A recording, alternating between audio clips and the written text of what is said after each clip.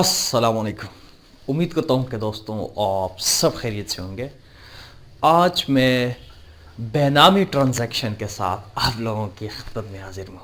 सबसे पहले मैं यहाँ पर एक छोटा सा रिक्वेस्ट आप लोगों से करूँगा कि अभी तक अगर आपने हमारे चैनल को सब्सक्राइब नहीं किया, kindly go ahead and hit the subscribe button.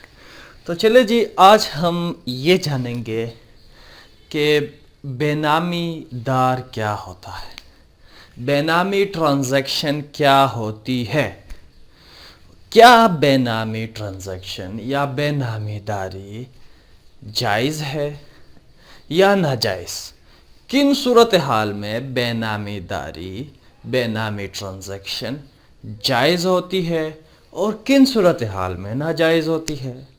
इसके साथ कौन सी लॉ पाकिस्तान में बेनामी ट्रांजैक्शन या बेनामी दारी से डील करता है।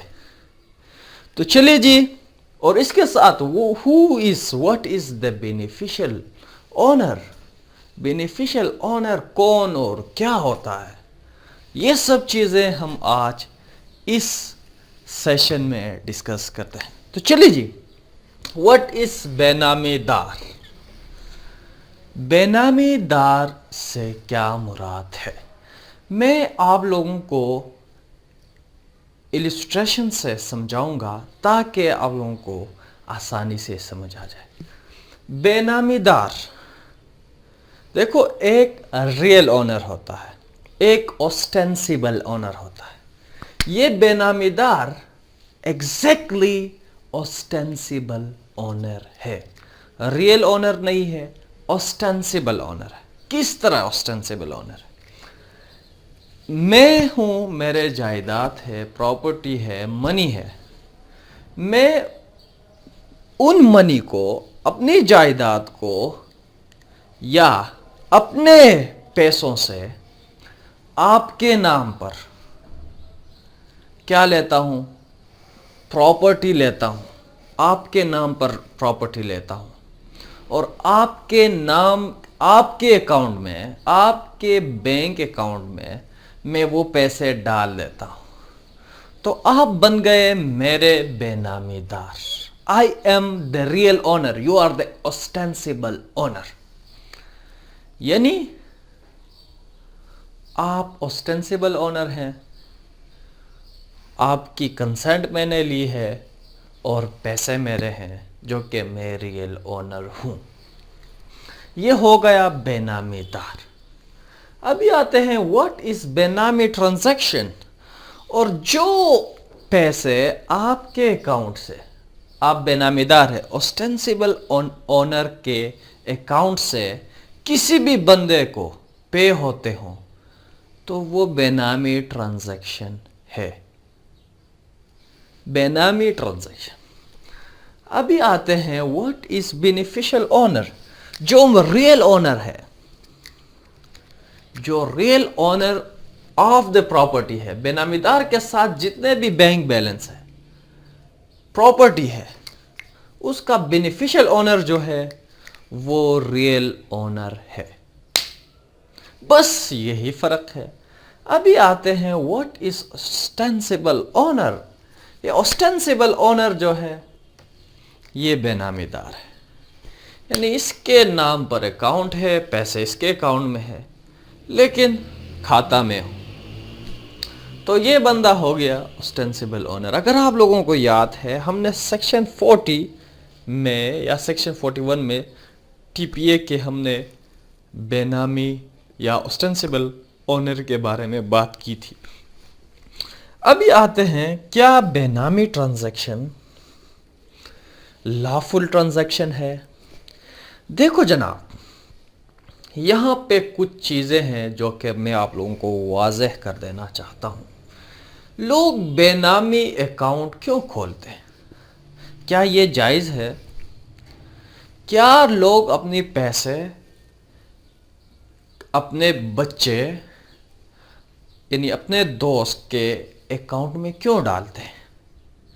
क्या जायज़ है? बिल्कुल जायज़ है भाई। आप किसी के नाम पे प्रॉपर्टी भी ख़रीद सकते हैं, आप किसी के अकाउंट में अपने पैसे भी रख सकते हैं, کوئی دقت، کوئی یعنی ریسٹرکشن نہیں ہے.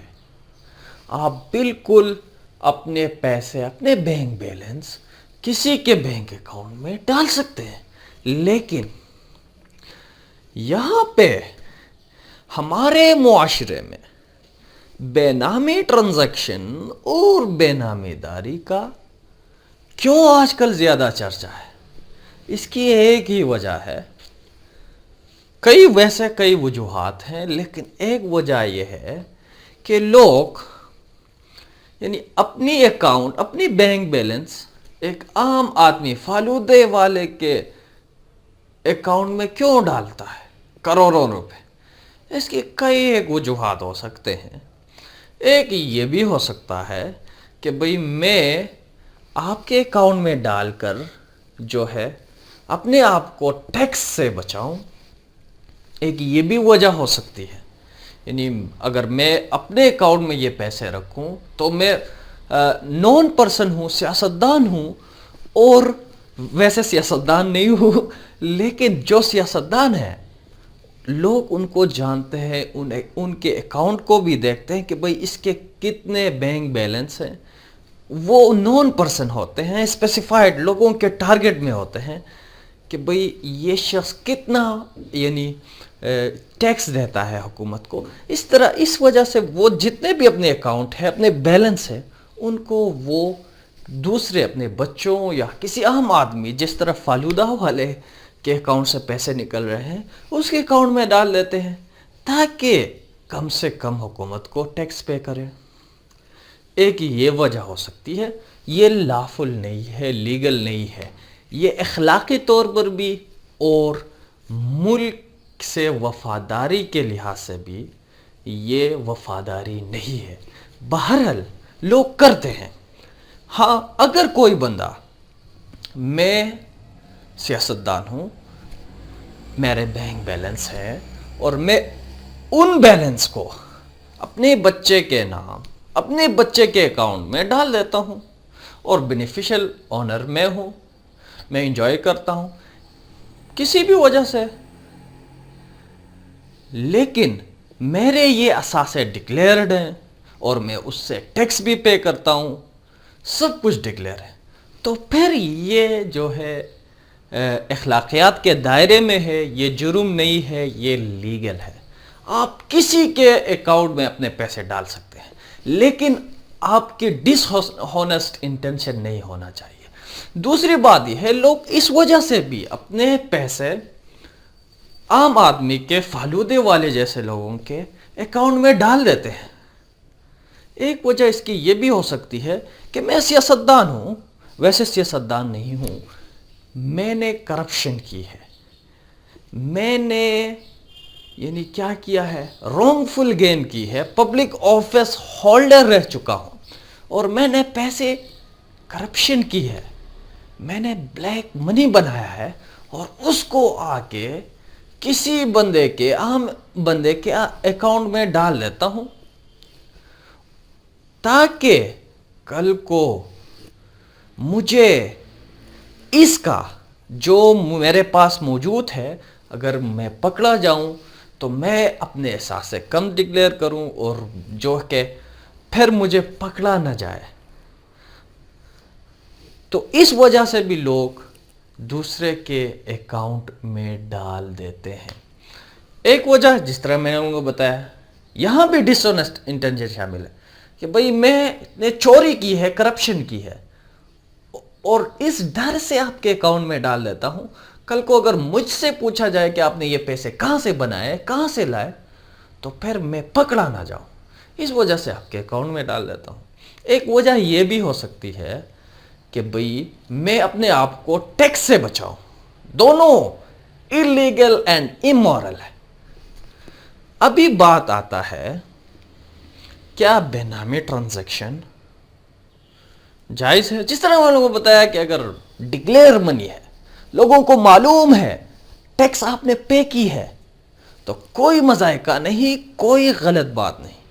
ہاں اگر آپ کی ڈس آنیسٹ انٹینشن شامل ہے، آپ نے وہ پیسہ چوری سے بنایا ہے، کرپشن سے بنایا ہے، کک بیکس لی ہے، اور پھر آپ آگے کسی کے اکاؤنٹ میں ڈال دیتے ہیں، تو پھر یہ جو ہے جرم ہے اور یہ کرپشن ہے، اور اس کے لیے اپنا ایک لا ہے، وہ ہے بے نامی ٹرانزیکشن ایکٹ 2016۔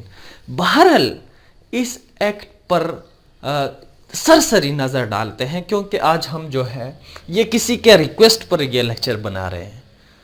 اگر ہم اس ایکٹ پر آئیں گے تو ہم ایک ایک سیکشن اس کے ڈسکس کریں گے، لیکن اب کے لیے، اس وقت کے لیے اتنا سمجھ لیجئے کہ بے نامی دار یا بے نامی پراپرٹی لینا جرم نہیں ہے،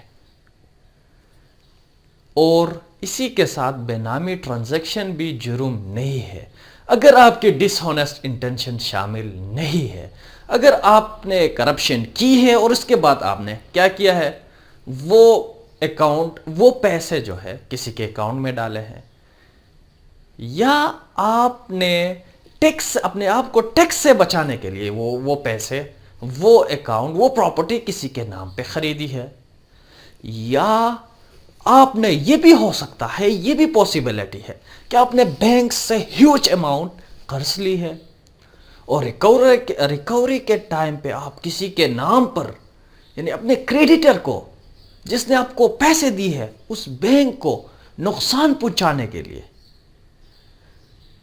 آپ نے وہ پیسے کسی کے نام، کسی کے اکاؤنٹ میں ڈالی ہو، یا کسی کے نام پر اس منی سے پراپرٹی خریدی ہو، یہ بھی ڈس ہانسٹ انٹینشن میں آتا ہے۔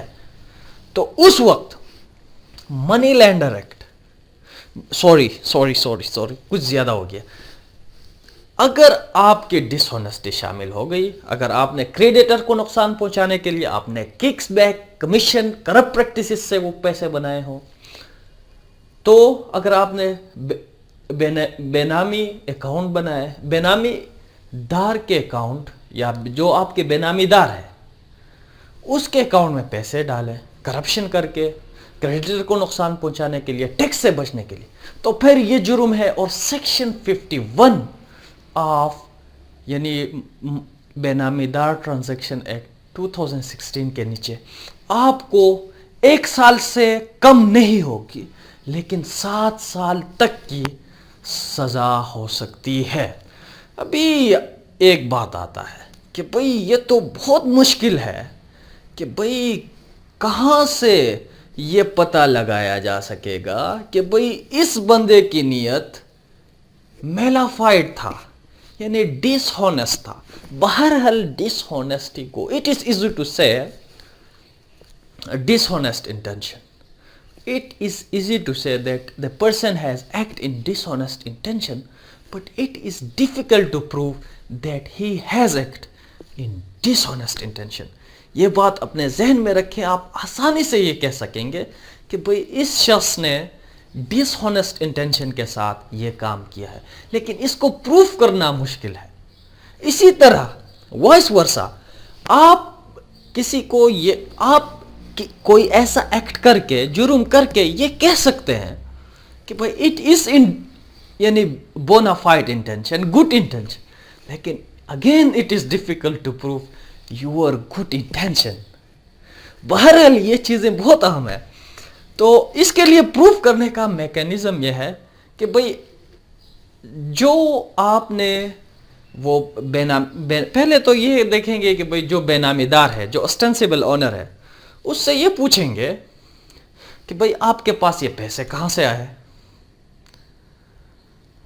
آپ نے اتنی پراپرٹی اپنے نام پہ رکھی ہے، آپ فالودہ والے ہیں، اتنی بینک اکاؤنٹ ہے، بینک بیلنس ہے، آپ نے یہ کہاں سے بنایا؟ تو ظاہر ہے اس کی سورس آف انکم یہاں معلوم نہیں ہوتی ہے، تو ظاہر ہے اگر اس کو رگڑا جائے گا تو وہ بتا دے گا۔ جب وہ بتائے گا تو پھر اس شخص کے پاس جائیں گے جو کہ ریئل اونر ہے، جو بینیفیشری ہے، اس کو نوٹس دیں گے کہ بھئی آ جاؤ، اس اوسٹینسیبل اونر کو بھی بلائیں گے، بینیفیشل اونر کو بھی بلائیں گے، اس سے پوچھیں گے، اور یہ لینڈ ایڈمنسٹریشن کا اس کے ساتھ ڈیل کرنا ہے، یعنی FIA کا بھی ہو سکتا ہے، ممکن ہے. بہرحال ہم جب اس ایکٹ پر آئیں گے اس کو ہم پوری طرف دیکھیں گے، کیونکہ یہاں FIA کا بھی کردار ہو سکتا ہے، کیونکہ یہاں یہ بینک کا مسئلہ ہے.